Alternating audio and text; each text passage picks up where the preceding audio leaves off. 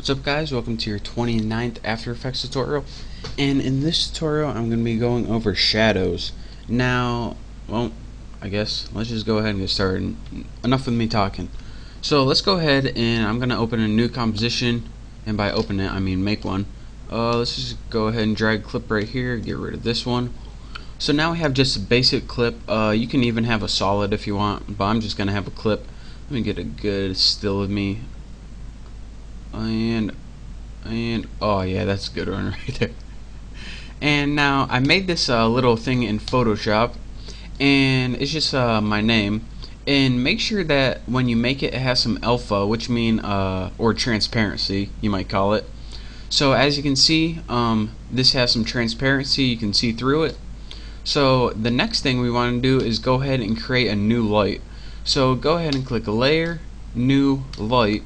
And make sure it's any light besides ambient. Ambient means pretty much covers the whole thing. Spotlight, yeah, just put a spotlight. And make sure this little cast shadows box is checked. Now go ahead and click OK. Bam, look at that, nothing happened. And let me tell you why.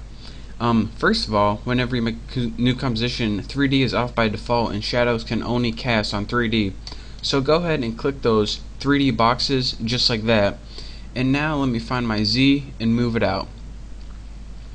Now as you can see, we still aren't really getting any shadows. And when I mean aren't really, I mean we're not getting any shadows at all.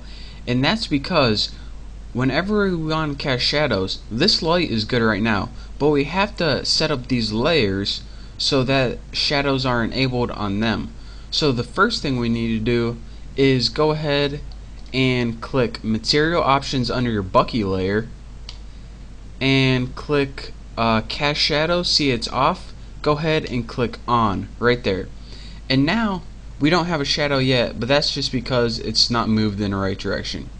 So as you can see, as we move this in the Z position, we begin to get the shadow we're looking for.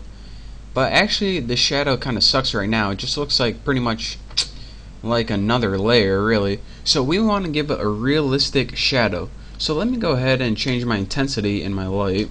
We're done working. The only thing we're going to be working with now is light. So under light options, go ahead and give it a little more intensity, brighten it up a little bit. And now to give it a realistic shadow, we probably don't want it this dark. I mean, shadows just aren't that dark. This is like solid black right now. So what we want to do is lighten up the shadow darkness a little bit, and there we go, maybe even a little more, but I want to make sure you guys can see it. So adjust the shadow darkness, and again this is under your light options, shadow darkness. Now another thing that you usually want to do is take the shadow diffusion, and this pretty much means the fuzziness of the shadow. Shadow darkness means how dark it is, shadow diffusion means how fuzzy it is.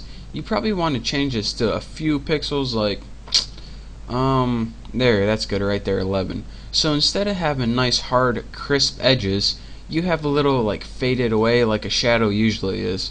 So I'm gonna put that at about 12 right there. So again, the key things you have to take note of is make sure the layers you want to cast are turned to 3D. Make sure under the thing that's casting the shadow you have cast shadow on.